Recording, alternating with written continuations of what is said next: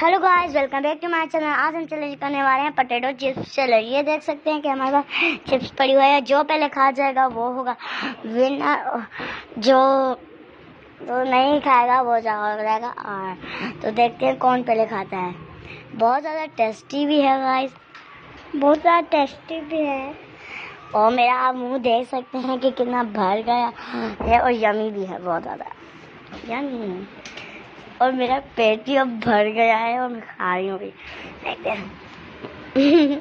और मैं कुछ बात भी नहीं कर सकती।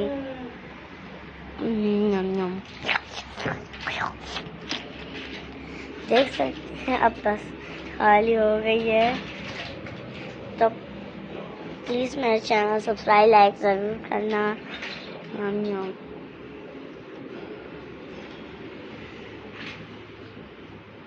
Bye bye.